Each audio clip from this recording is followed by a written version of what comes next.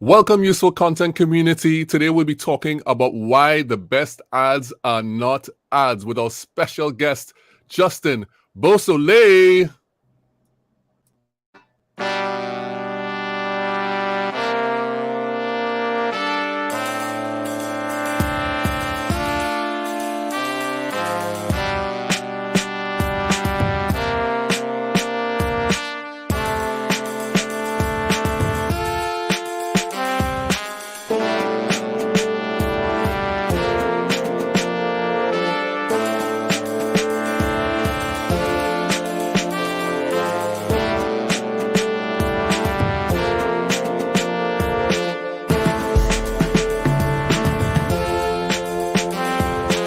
Broadcasting live from Relate Studios in Trinidad and Tobago, it's the Useful Content Creation Show with your host, Juma Bannister. This is the Useful Content Creation Show where business owners come to learn how to create useful content and build better business relationships with their employees and their clients. My name is Juma Bannister. I am your host, and I'm happy to be with you. And for those in the comments, remember, we are the Useful Content community. We own the bulb emoji. I haven't shown this in a while. Let me show the bulb emoji real quick, right, to show you how we do it. We own the bulb emoji. And so drop your hashtags, do UCC Live. And if you're here for the replay, drop your hashtag UCC Replay. And today I'm happy to introduce to you our special guest who's going to teach us useful things on how to deal with ads. Welcome to the show, Justin. Thank you. Thanks for having me. I mean, I know we've been planning this for some time, but you're just trying to lock down that day has been a little challenging, but here I am. Yeah, you're here. It's really, we've been connected. I literally met you on TikTok. It's like we've been connected for a while, and if I hadn't gone on there, this may have never happened. So I'm really thankful for how things organically can happen sometimes. Let me just say good morning to Carrie, who's in the comments. This is a brilliant topic. Well, there's a brilliant fella talking on the topic, so we expect to get some good information here. So I'm really grateful for that. For the people who don't know who you are, let's get to know you a little bit. Tell the people who you are and what you do.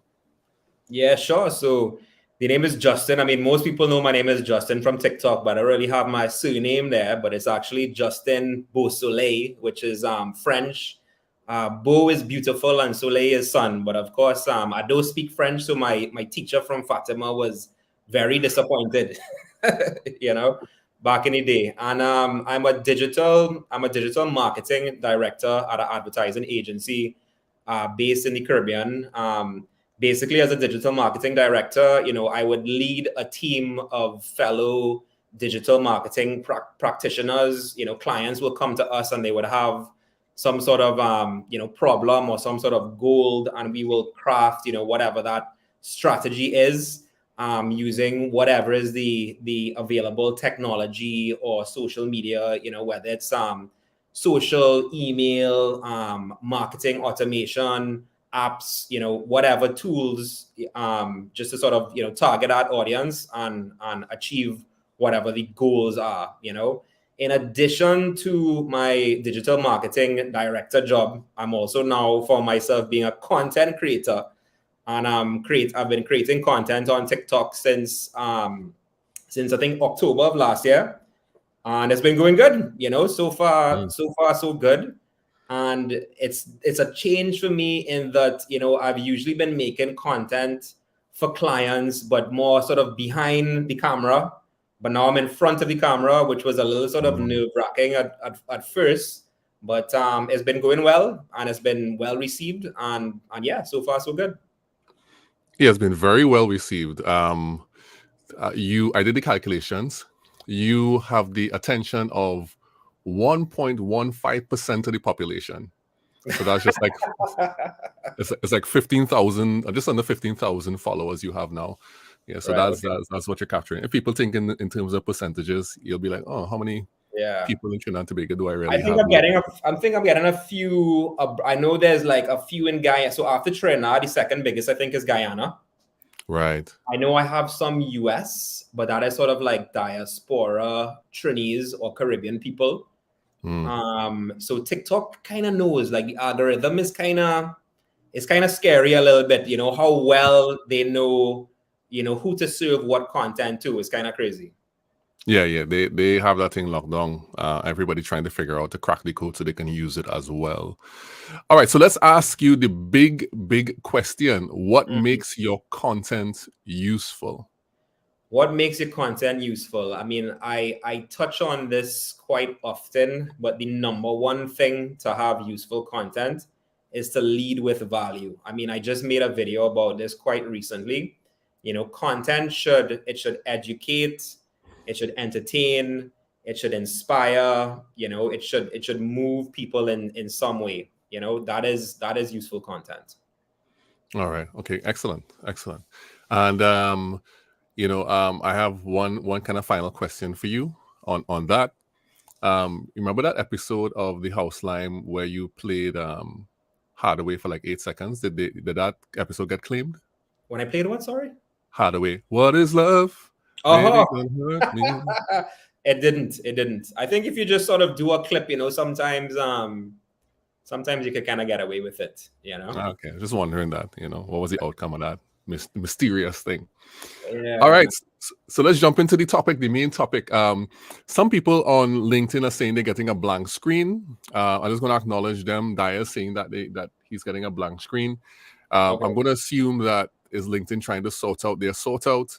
If you're not able to see us on LinkedIn for any reason, or it's not going down, you can always go to youtube.com/it's good to relate, and the stream is going on there too as an alternative, right? Can they actually hear us though? They can hear us, but they can hear us. So Celine is saying that, Dyer is saying that, but they can actually hear us, but they're not seeing anything on screen for some reason. That's sometimes LinkedIn just does some weird stuff at times. So if you're not getting through on LinkedIn, feel free to jump across to the YouTube channel, to youtube.com/it's good to relate. And for those who are on my Facebook, they would have already been able to see it anyway. So that should work out. YouTube, well. You can see the comments from YouTube. Yeah, you can see the comments from YouTube as well. YouTube so is all good. Yeah, YouTube should be all good. I haven't seen it yet, but if you go across to YouTube and you're having issues there as well, it's like a live podcast after that. I mean, I really can't, I don't know what to do after that. All right, so hopefully you'll get through. It is looking blank on LinkedIn. I just want to acknowledge the people who are saying that, like Celine and Dyer, who are saying that in the comments. All right, so let's jump into the main topic, and hopefully hearing me will be good enough for now, and it'll get recorded. Maybe we'll have it up on YouTube later on. Okay, so we're going to talk about why the best ads are not ads, and let me first set the benchmark and set the kind of context for this discussion by asking you, what is an ad? Can you define that and define its ultimate purpose? Yeah. So what is an ad? So I mean, basically, an ad is it's a message. It's a message that is developed with the intent of persuading a group of people, you know, your target audience, to take a specific action. You know, whether that is that action could be, you know, call a number, register for a seminar, or buy your product. Really is, you know, whatever that action is. Basically, in a nutshell, that's an ad. So would you say that when someone includes a call to action in their videos, does it instantly make it an ad? That's a good one. That's a good question.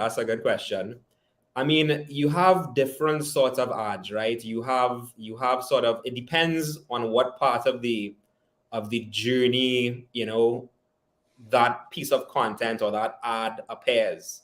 And then there's also stuff that is more sort of hard sell, where you want them to take action now. But then there could be an ad where it's really more top of funnel, and it's meant to sort of maybe just introduce the company at that point. Or another ad might just be meant to get some sort of engagement and get people connected. And then, you know, once you have that audience that is now they know you, now they trust you, you know, that is when you could now have another ad that has that call to action, that where they're more likely to take action, you know. Like, for example, like I've used this one before. Like, if you were to just go up to somebody in the street and say, will you marry me, or will you go on a date with me? And, you know, they never heard about you before. You know, it's very unlikely that you're going to get a yes, right?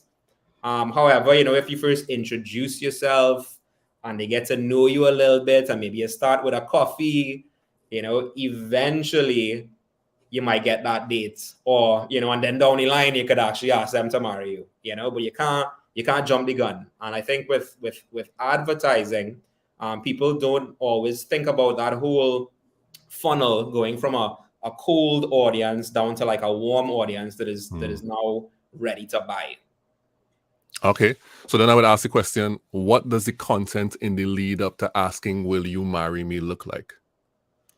What does it look like? I mean, I kind of touched on that a little bit, right? So at the very top of funnel, so this is you're targeting an audience who never heard about you before. And this is more for maybe smaller companies, right? Because if you are Quartz, if you're Digicel, everybody knows who these guys are already. So they don't need to really introduce themselves to the market anymore. But if you're a smaller company and people have never really heard about you, then you need to really start with that whole awareness thing, So that could be, like a sort of about us video, a video overview that talks about, what your company does, your products and services, and what they do for you, So at very top cold audience, like that is the sort of content, something that's more introductory.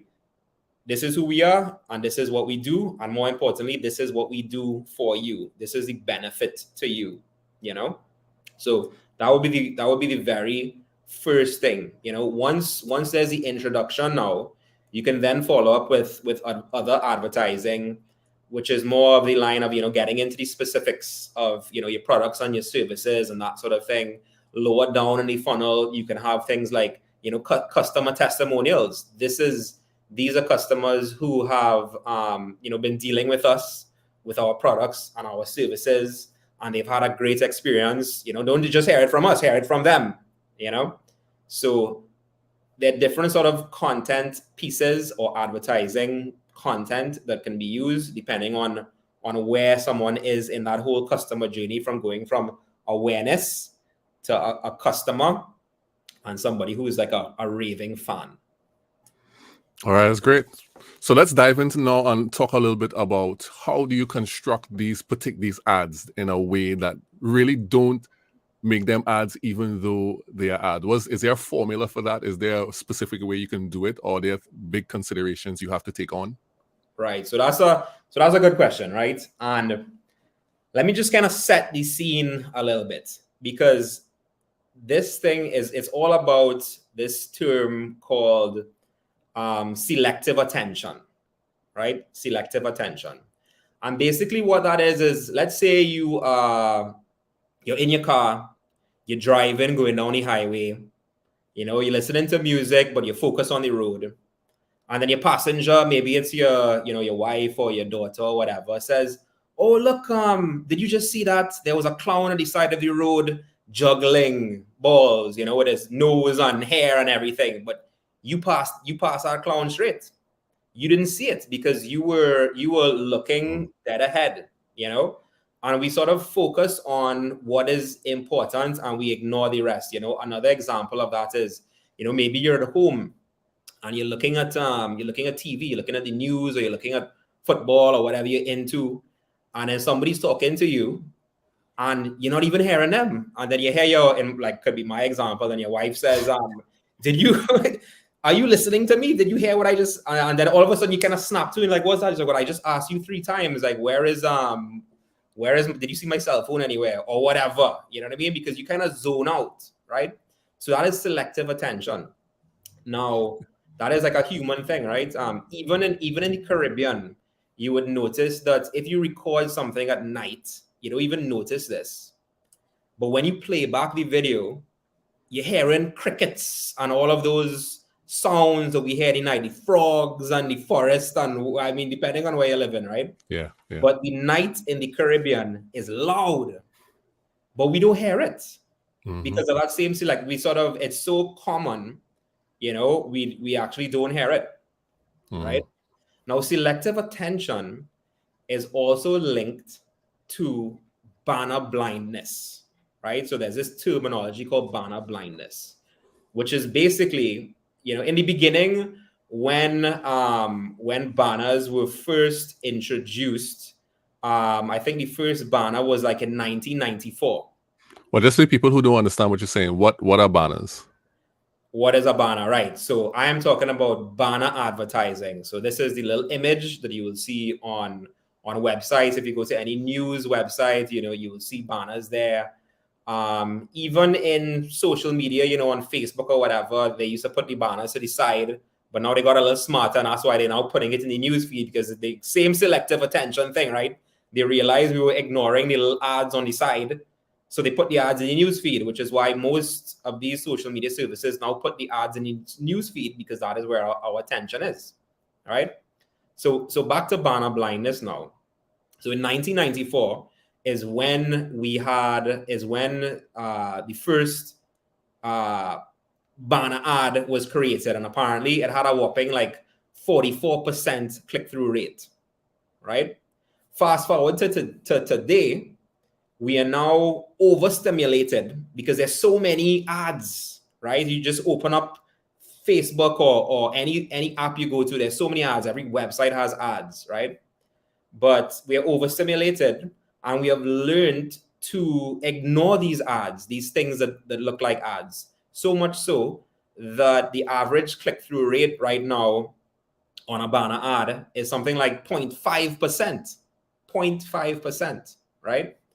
Now, the Nielsen Group have actually done studies where they've done like eye tracking, right? So eye tracking, they track in your eyeballs, and they put somebody on a website to read like an article, and they actually have like a heat map, and you can see these sort of warm spots, which is where their eyes are mostly focused. And you can see that on a website, their eyes are staying away from the right column and the left column where the ads are. They're staying away from the header where the ads are. Even when you drop an ad between the actual content, the actual article, they kind of see it in their periphery, and their eyes just jump over it, and they jump down to the next block of text, right?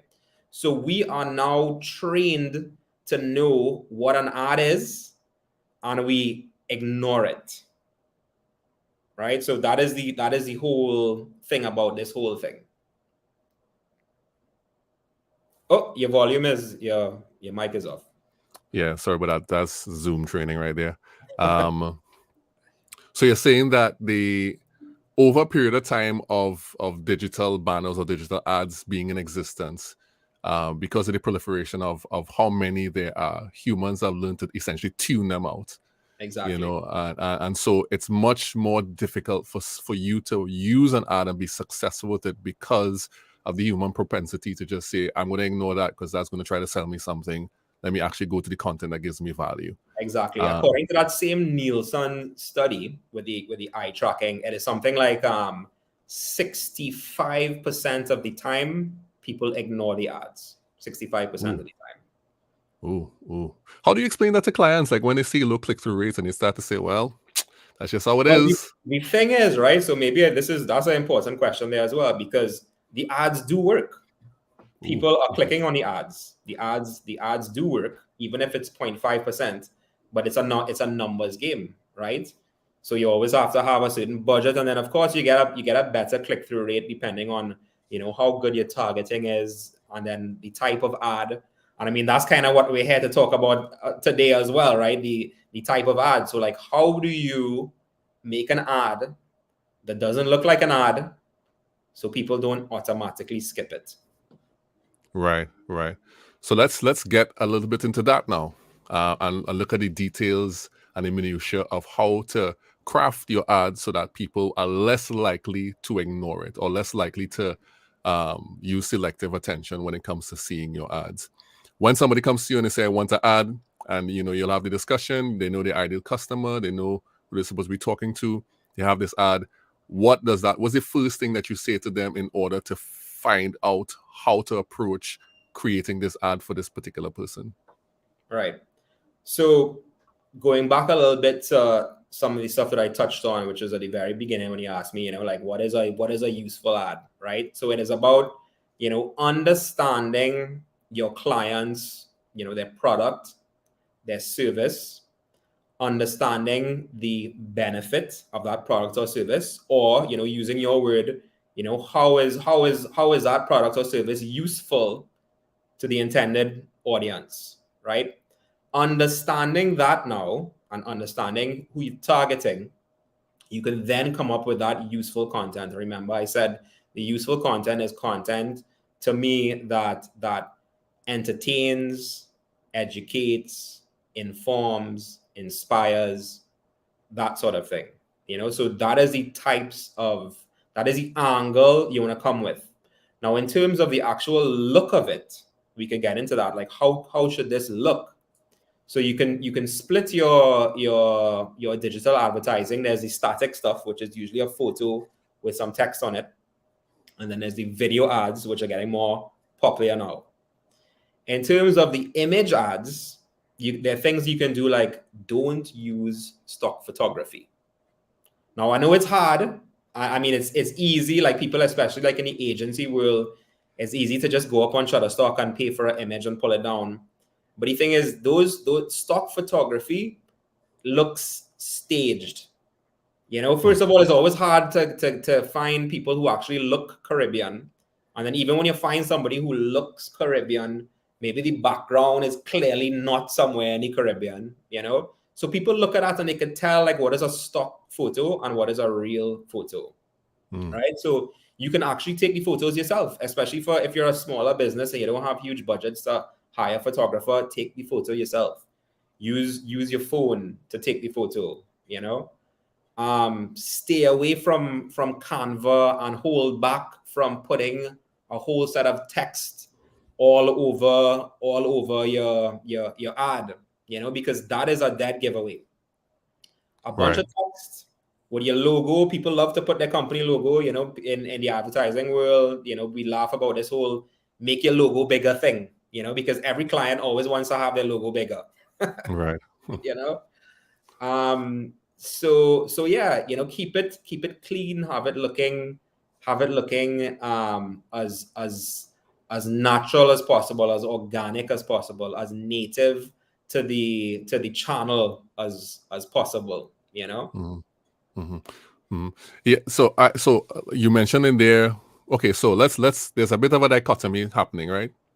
So on one hand, you have somebody who's a smaller business. It might be a micro enterprise, or not a whole lot of budget for marketing. And I know you would agree that every business should have a marketing budget, right? Sure. Right. And so you have that, but then you have on the other hand the inability to create or make things for yourself without the use of some of these more basic tools, like for example Canva. And there's been a big fight. I don't know if you are inside of the design Facebook group, the Trinidad and Tobago Design Facebook group. I was recently introduced to that last year. And man, they go in on Canva. But the reality is that some people cannot afford an Adobe subscription, or they may not be skilled in doing very particular things. And they may or may not be able to hire somebody to design stuff for them. Yeah. What is the alternative someone would have as a business owner if they are told, don't use these tools, you're going to look cookie cutter? What can they do in that case? So that's kind of what I'm getting at, right? What I'm getting at is, now Canva is a great tool. Like I've knocked Canva in one of my videos as well, right? But let's be honest, it's a great tool, because not everybody, especially the smaller businesses, especially micro enterprises, they can't always hire a graphic designers. Now, graphic designers don't like Canva because it has empowered small business people to attempt to do some of the things themselves, and has maybe taken some work away from graphic designers, right? So that has been going on there. But let's be honest, some of them, they could pay. I mean, and I totally recommend that you definitely pay for the big things like your logo, have that done professionally. Any sort of signage for your store, that sort of things that are permanent. But in terms of like your social media content, I mean, not every small business is going to be able to pay for every single post, right? So they need to do those things themselves. But then what I'm getting at is, you don't need to make every post in Canva. You don't need to make every ad in Canva, right? a photo on its own, a good photo with good copy is all you need, right? And what I am finding is that if you look internationally, right? And you guys listening, you could do this. You could check out like Taco Bell on Instagram in the food space.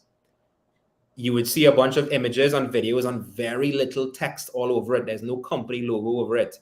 If you look at IKEA International, and then you look at one of our local furniture brands and you compare the content, it's very text heavy, like what we're doing locally. But internationally, it is just photos, imageries of the furniture with a good caption, right? You could look at any clothing space. You could look at ASOS, ASOS, right? They show in the clothes, they show in the models. They're not putting a whole set of text on it, right? Another example would be Movement, MMVMT. They do watches, they do sunglasses. If you look at their social media, if you look at their advertising, they're not doing that sort of stuff. I saw an ad because I was actually looking at their sunglasses on Movement the other day. So they hit me with a retargeting ad, because you visit the website, they hit you with the pixel. So then you go into Instagram and then you get an ad from them inside there, right? Right. The ad was literally, it was the sunglasses in somebody's hand, and they were just sort of waving it up and down like this. Very simple. There was no text, but I'm scrolling through my feed, and these just subtle movement grabbed my attention and stopped the scroll. But very simple. And listen, these guys like Movement, they probably spend hundreds of thousands of US dollars, if not millions, a year in advertising. And they don't do this stuff by guess. Like, maybe some small businesses, if they're not too sure what they're doing, they might be guessing like, okay, maybe I figure this might work. This type of ad might work. They know this ad works. This ad with the glasses moving up and down, they know it works because they do A/B testing, right? They have a bunch of different creative options with the different headlines targeting different audiences, and they would run them next to each other. Maybe they run it for $1 a day, and it's okay. This photo did better than that photo. This copy did better than this copy. This audience did better, and then they take the best audience, they take the best copy or caption, the caption that goes outside of the image, right? Not the one that goes on the image, and then they take the best image and they put those three, the best of the best, together, and they make an ad, and then they scale it up. They put more money behind it because they know that is going to perform, right? So these guys aren't guessing. And when you look at their social media, when you look at their digital advertising, they are not putting heavy text all over their images, all over their videos either. In fact, speaking of video, right? Speaking of video, a lot of the video production companies that are being asked to make video for web, companies are now asking them that they want to have the more online cell phone look. So even though they might be shooting it with a 5,000 US camera, they are staying away from the shallow depth of field look, which basically means blurry background for people who aren't into videography. So they don't want the blurry background because blurry background means high production, film, television kind of thing. So they're purposely making these things look like cell phone footage, look more native. And this content, these ads are performing much better. Right. So would you say that it depends on the platform? Is this something across the board, or different platforms more accepting of something that looks like an ad? That is a good question. I mean, I could say in terms of the main platforms that I have seen this sort of content performing well would be the ones that are more, everyday people, consumer focused, right? So your Facebook, your Instagram, your TikTok. In terms of LinkedIn advertising, I mean, I don't know. I haven't done a lot of LinkedIn advertising, but I would imagine LinkedIn might be a little bit more polished, right? Also depending on if you're B2B or B2C, you know, maybe you might want to come across as a little bit more professional over there on LinkedIn. It really depends on your company and who your audience is and how you want to appear.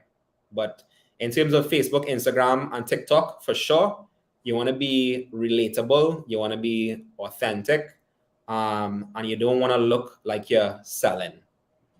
Yeah, definitely. Let me just update the people in the comments. Apparently, LinkedIn is not showing the stream. It's just a blank screen.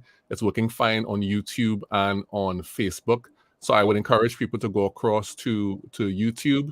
I know Daya was trying to help by posting the Facebook link, but there's some peeps on Facebook mostly. So go across to YouTube and check out the link right here so you can see the conversation. People are still sticking with us. We're thankful for that on LinkedIn. It's literally a live podcast. It's social audio. It's Clubhouse. It's all of these things that we've created recently. So you're good to go. You're getting good stuff.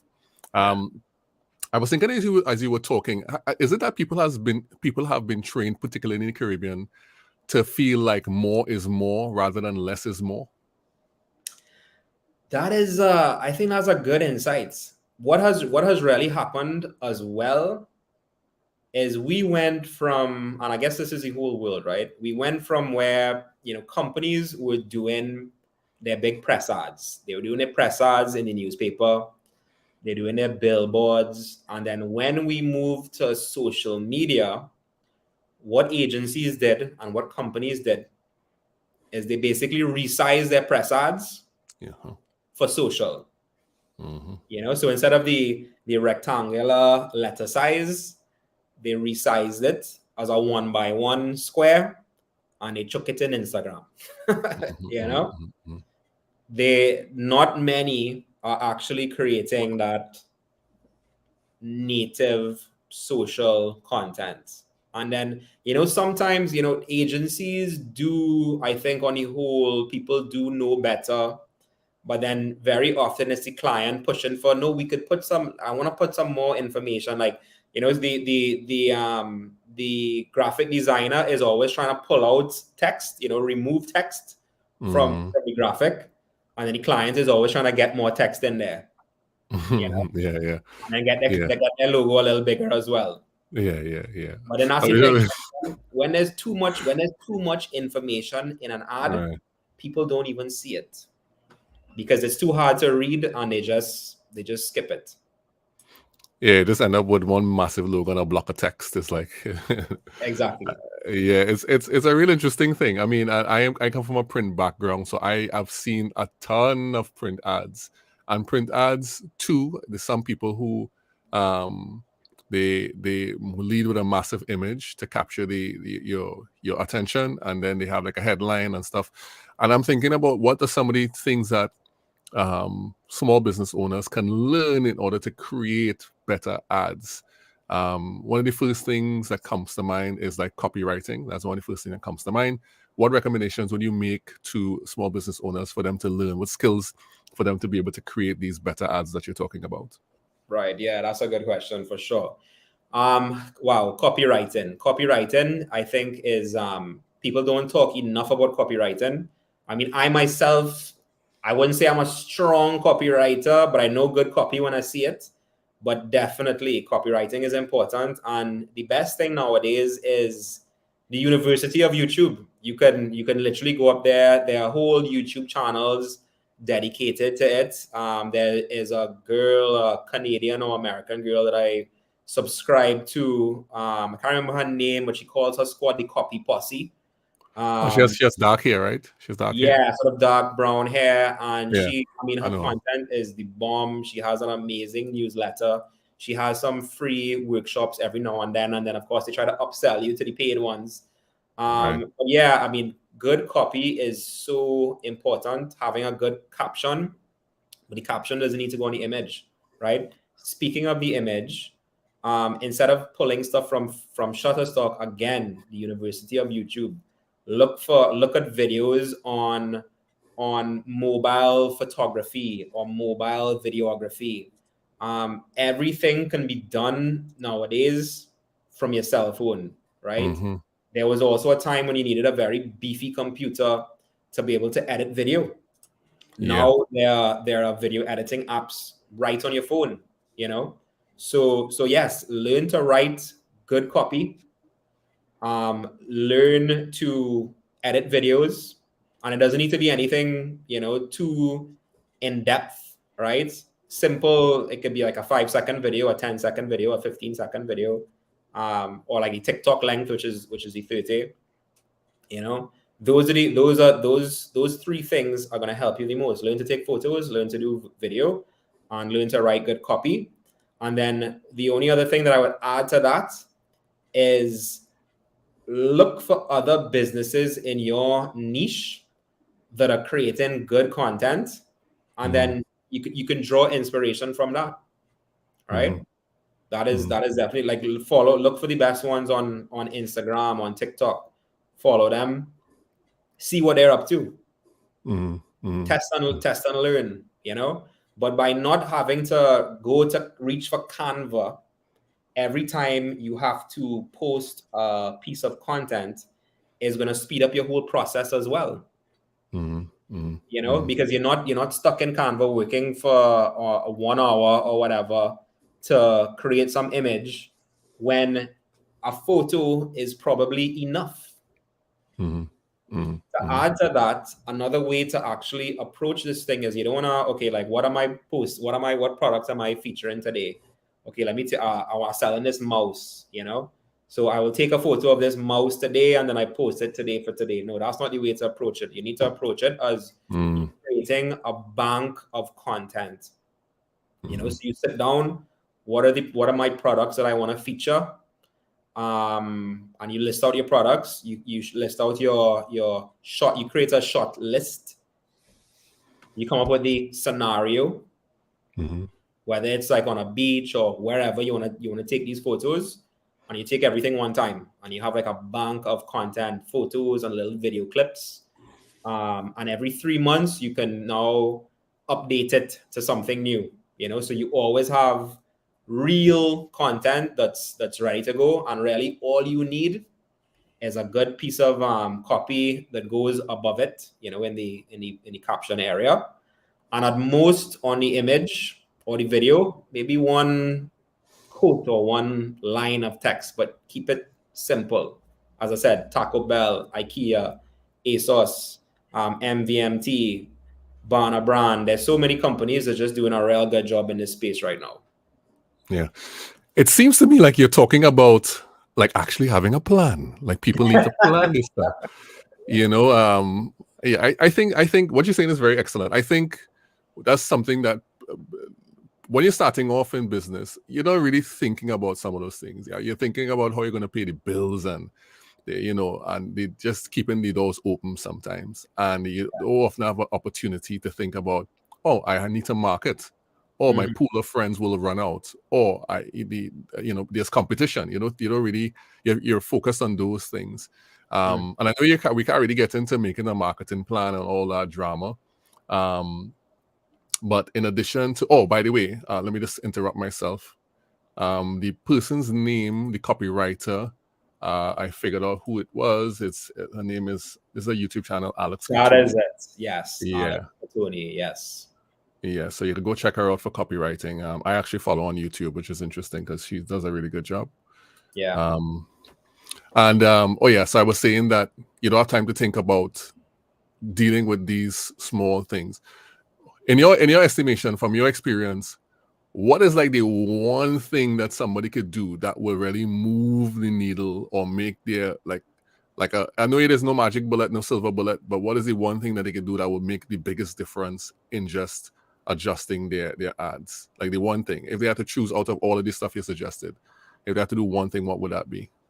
Right. I mean, the one thing, like what I would actually put as the most important, is not something that I actually came, because the topic today is more, how to make the ads look more look less like ads, right? But in terms of impact, besides the actual creative and how you present it, it's the strategy. It's actually having a strategy. That is the main thing that really moves the needle. I think a lot of people that just sort of approach it where they just sort of throwing anything against the wall to see what sticks. Like, I try a thing today, I try a thing tomorrow. This one worked well, this one didn't. But really having that strategy, and that more involves the whole, big picture, zoomed out, bird's eye view of what that plan is. I mean, I did touch on it a little bit earlier, where it's about, like, looking at what does your customer journey look like. What are the different touch points? How do I take a customer from the awareness cold audience stage, they've never heard about us, all the way to a customer and a raving fan? So map out that customer journey, and then decide what sort of content or what sort of ads need to appear, or what sort of tactics need to happen at each stage in that customer journey.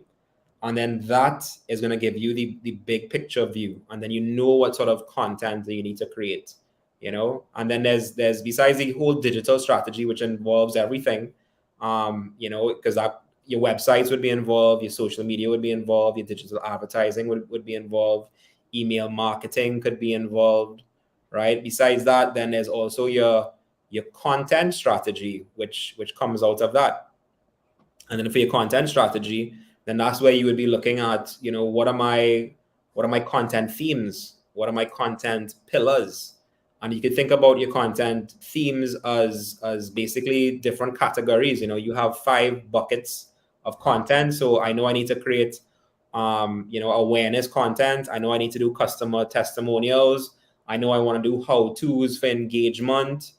You can BTS, so behind the scenes content, so you can have your different buckets, and it's all planned out. So that these are the 5 buckets of content that you need to fill on a monthly basis. And then that, of course, now you know what content you need to create. So then that is where you get your plan. So now I know what content I need to create. Well, now I could create a short list. These are the photos that I need to take. These are the scenarios where the photos should be taken. And then, lastly, which is more execution, which is what we're more talking about today. Again, when you post that content, make sure it's something that's, valuable, or it entertains, it educates, it inspires. And then don't make it look like an ad. Don't develop something in Canva or Photoshop and drop a whole bunch of text on it. Because of this whole banner ad blindness phenomenon, we are now trained to skip that. Right. Excellent advice from Justin. And I think that will bring us into a landing for this segment of the show. Let me just acknowledge Daya is saying our local ad agencies need to be trained in ad agencies. The local ad agencies, I thought you probably mean the local businesses, like the ad agencies. Kind of, no, they know what they're doing. The people who are really good, they know what they're doing. What's your opinion on that, though? My opinion on that is, there's some truth to it, because really there you have strong copywriters, and then you have some copywriters that aren't as strong. So I definitely believe that, because I've seen some excellent, graphic designers in the Caribbean. But in terms of strong copy, and then there are different types of copy as well, right? Because somebody who could write copy for social media, that's one thing, or copy for a press ad, that's another thing. But then, can you do long form? Can you write a blog? Can you write a blog post? An annual report, or email marketing, and then there's copy, like, okay, you might be good with copy that's more meant for consumers, but then business writing might be another type of style, so there's even styles within that. So, I mean, I think I would agree that there's definitely room for highly skilled or better equipped copywriters in the Caribbean, but we have some very decent ones, Yeah. So both things. Oh, so you meant local ad agencies. Okay, so Daya's coming in hard here now. Daya, you're making us talk longer than about this than we're supposed to, but I'll accept you. So no, I meant local ad agency. As a voice actor, I can say very few agencies create copy to win business, but rather to win awards. Oh, shots fired. shots fired, Daya. Shots fired. I don't want that violence. You wake up this morning and it shows violence, Daya. Not on my show. Yeah, I mean that's a thing there as well, right? I mean, because it's definitely a thing in the agency world where awards is like a thing. Everybody is watching each other who got the most awards this year and who won what, and so it's definitely a thing. Yeah. Okay, I can agree with you. That's what you're saying. I could agree with you. Awards are a thing, Addies are a thing, and all the rest of them are a thing. Sorry, people on LinkedIn who will not be able to see the stream. Please again go across to YouTube if you can, and look at the stream there. We're going to do the last segment. This is a segment called Agree, Disagree. Did you watch the segment, Justin, when you were reviewing the show before? No, but I think you did tell me about this segment in one of our previous conversations. We're professionals. All right, so we're gonna do a segment called Agree, Disagree. Basically, I'm gonna share some statements with you. It's just a few. And you're going to say whether you agree or disagree. These statements are not reflective of what I agree or disagree with. They're just general statements. Some of them are specific to you, right? And we're going to run that segment right now. Agree, disagree.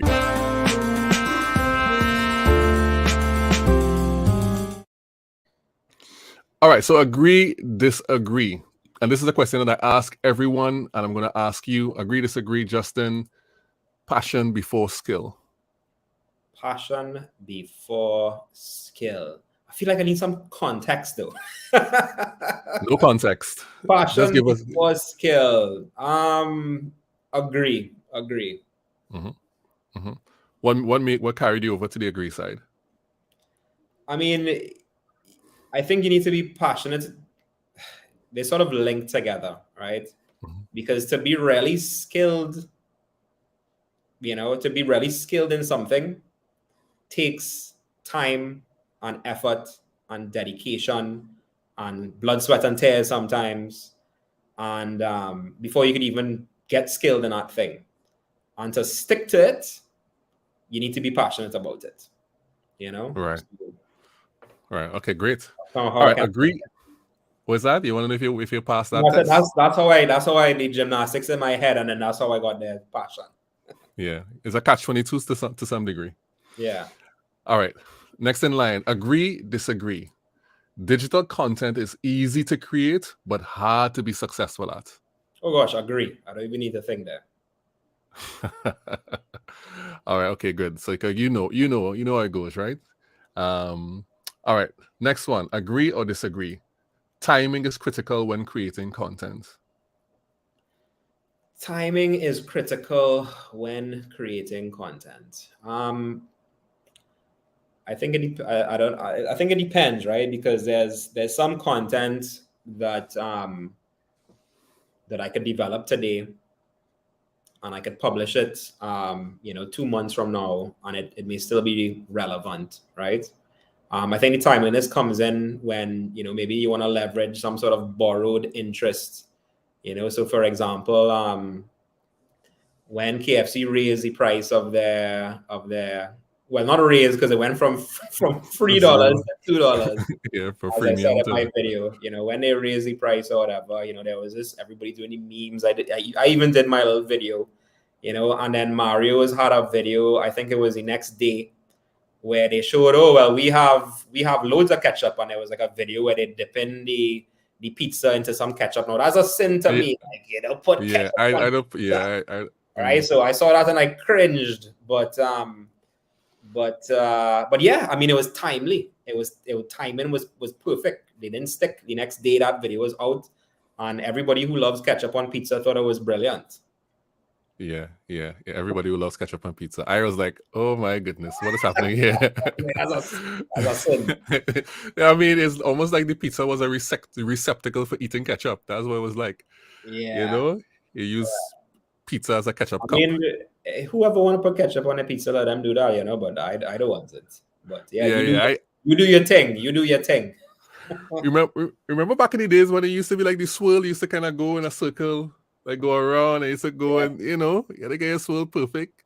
Oh, I get over that. I so get over. As a child, I was like, yeah, let's do that. But as a kid, I used to do it too, and then when I grew up, I was like, nah. It's like yeah, especially when you eat like proper pizza from a proper place. It's like, yeah. The Italians will be like, oh my god, yeah. There's actually this Italian couple. There's this Italian couple on TikTok, and it's actually the guy is Italian, and the girl is like American, and she tries to mess with him. Oh yes, film him. So she would be cooking spaghetti, and while he walks in, she breaks the spaghetti. And she throws it in the boiling pot, and he's like, no, what are you doing? Like, how are you breaking the spaghetti? I have a bad Italian accent, but it's only Mario. So yeah. But yes, I saw it. It's hilarious. But I kept on wondering, well, how do you just like a half boiled long and then like the other half boil? I don't know. Anyway, so agree, disagree. Capturing a moment is an easy way to miss a moment.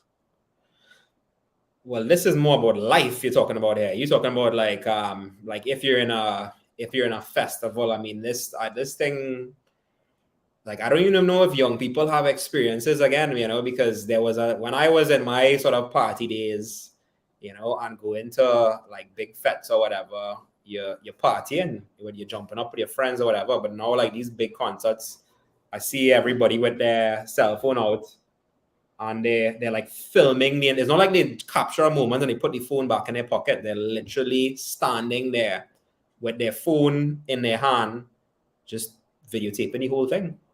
Recording the whole thing.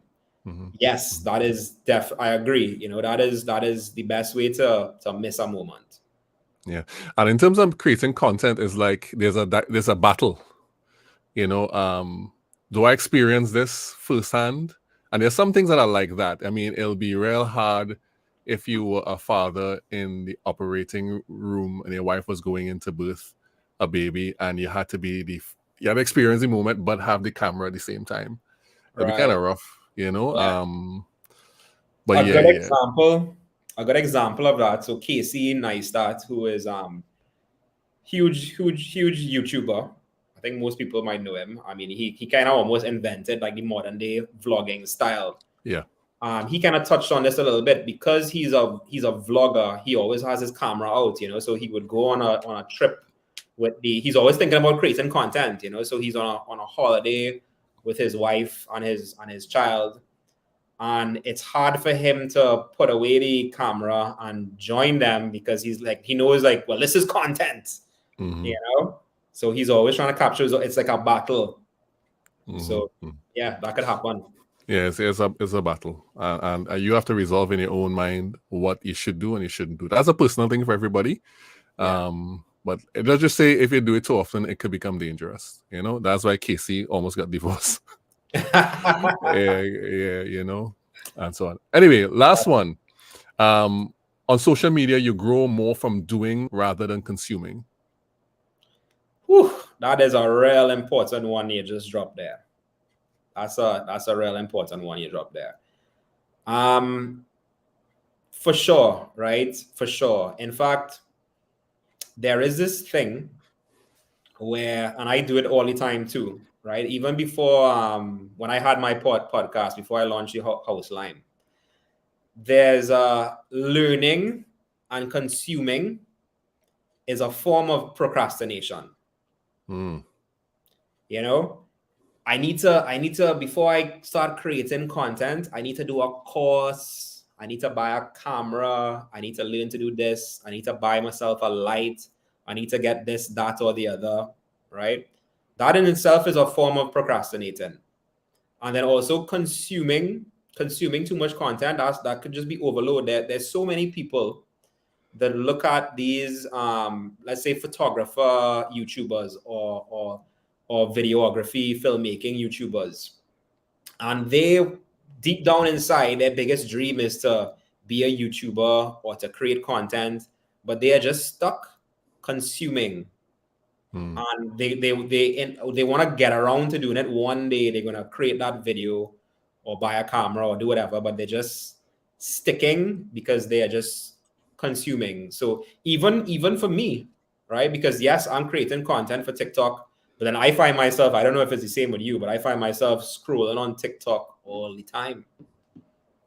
It's addictive. So I need to be very aware of how much I'm consuming, because that could be time spent creating.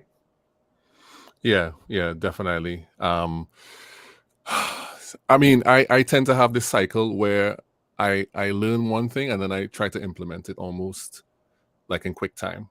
Nice. Sometimes it's like you have to be conscious of that, because there can be an internal voice in you saying you just learned this, what you're doing, trying it out. Yeah. Especially if it's something that it requires some level of skill.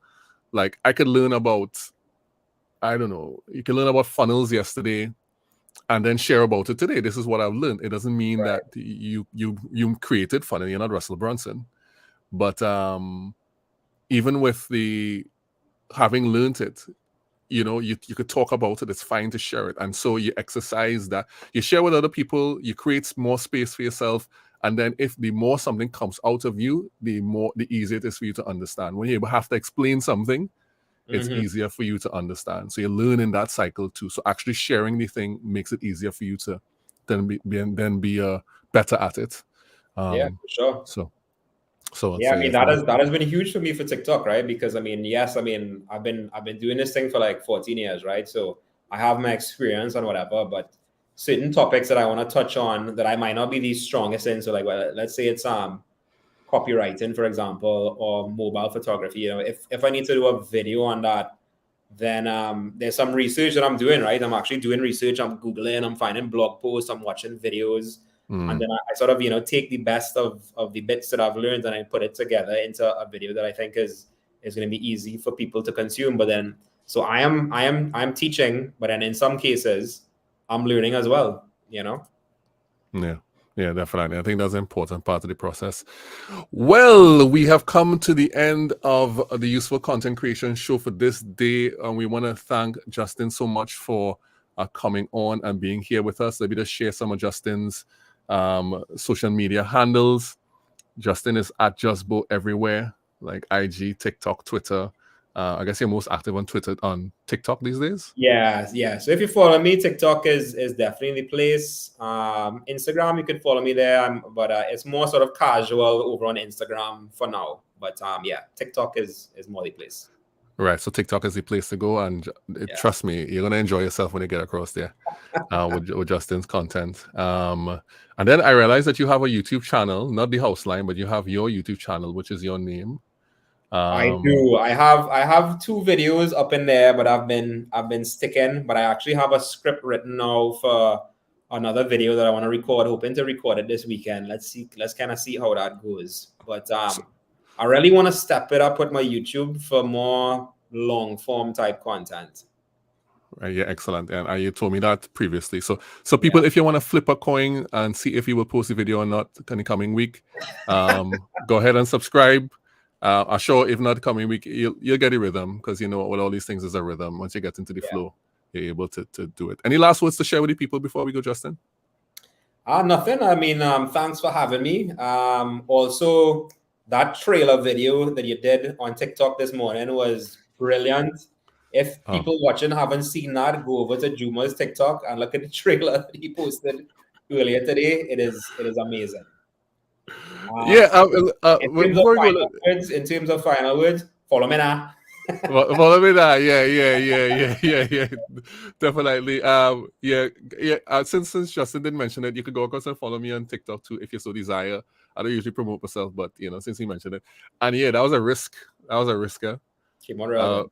Yeah, I turned out well, but it was a risk. I was like, do I sink time into doing this, boy? Because I don't know how it's going to turn out. And so I was like, so yeah, so Justin, just to explain to people, Justin says this thing at the end of his videos, follow me now. And so I took that and made it into a kind of a song to promote this thing. And somebody pointed out in the comments on TikTok, this is an ad that is not an ad, it's music. Which kind of fits into the topic today.